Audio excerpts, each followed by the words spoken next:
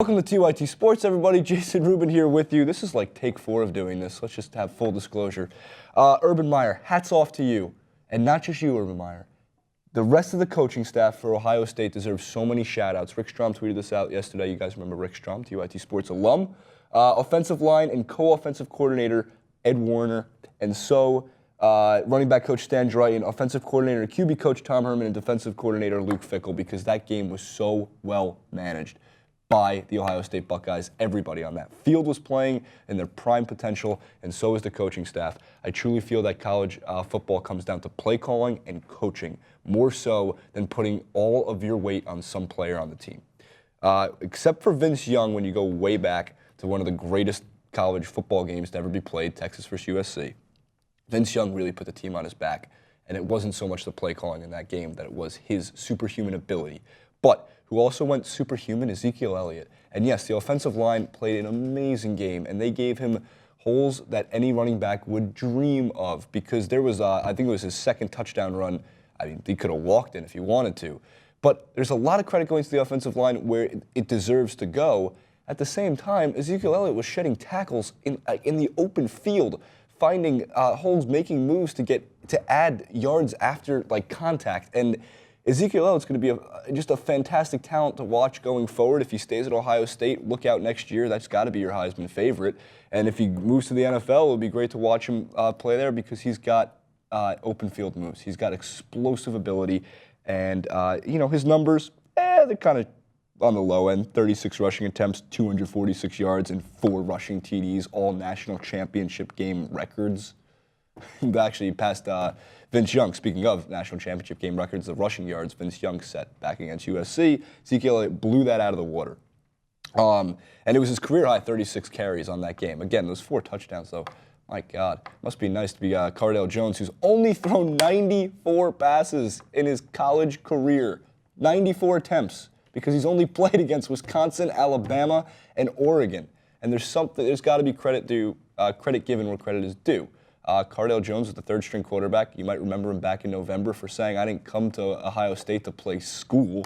Came to Ohio State to play football. Well, whether he came to Ohio State to play school doesn't really matter at this point, because he did his job of playing football, and he played it really well. I think it's a little ridiculous, just a bit ridiculous, that Cardale Jones might go to the NFL on the idea that he's only thrown 94 passes. Dan Wetzel wrote a fantastic piece for Yahoo Sports, quoting him here. Put him in a pro day, speaking of Cardale Jones, and the scouts will drool. This is a rare, rare talent. At 6'5", 250 pounds, he's an absolute brute on the field, easily shedding sacks and rolling through arm tackles.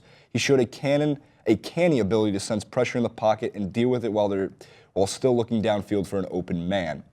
In a critical run Thursday, he knocked over 310-pound defensive lineman Alex Balducci for the first down. You can't teach that.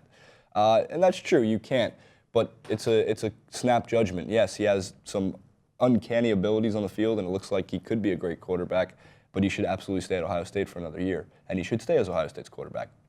He shouldn't be moving anywhere else. I know Braxton Miller might be moving. Obviously, there's injuries there everywhere in that team, but there's a lot to look forward to for Ohio State. They are already the outright favorite to win the national championship next year. To the other side, the Oregon Ducks. Duck Dynasty was shot down and became Buck Dynasty. Unfortunately, I chose the Ducks to win because I wanted the Ducks to win, especially for the Pac-12. It's nothing against Ohio State, but I'm a Wisconsin Badger fan, so I'm still bitter from the 59-0 loss. Oregon's season rank for points allowed in that game, points allowed 42 was the most in the season. Punts 6, it was the second most. Third down conversions, 2 of 12. And that is not Mariota's fault, because it should have been at least 4 of 12 on the 2 drop passes in the first half. First downs 20, that was the second worst in the season. Marcus Mariota could not run, and that's a big part of his game. He is a agile and quarterback who absolutely likes to scramble and rack up some rushing yards during the game. But linebackers like Darren Lee of Ohio State and their front seven just wouldn't let it happen. They were getting to him. They put the pressure on.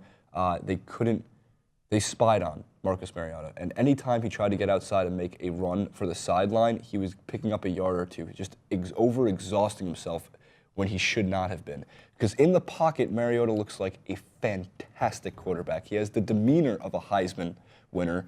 He has the work ethic of what will become a great NFL quarterback. And in my eyes, I think you're insane to draft Jameis Winston over him. He is the outright #1 pick, and he should be. It just truly depends on who the team that would take Mariota, who's obviously, I think it's the Tampa Bay Bucks who have the first pick. So it really just depends on who's drafting at that time. But Mariota had some passes in the pocket.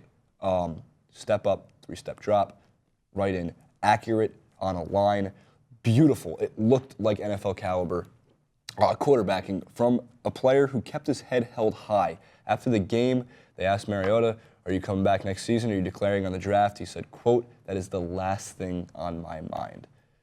Good for you, honestly. Hats off to everybody on the Ohio State offense, Ohio State defense, the coaching staff, and specifically hats off to Marcus Mariota for having yourself, an all right to good championship game. Yeah, you didn't put the team on your back enough to win it, but you still did enough. You should still be proud of what you earned throughout the entire season for holding your head high like you did since you came into college football. So it's interesting to see where they go. What do you guys think? Ohio State going to repeat next year? Urban Meyer going to start solidifying himself as one of the greatest coaches in college football history? Mariota or Jameis Winston as the #1, 2, 3 pick? Where does Ezekiel Elliott get drafted? Where does Cardale Jones go? There's a lot to talk about. Leave your comments in the section below. Don't forget to subscribe to TYT Sports.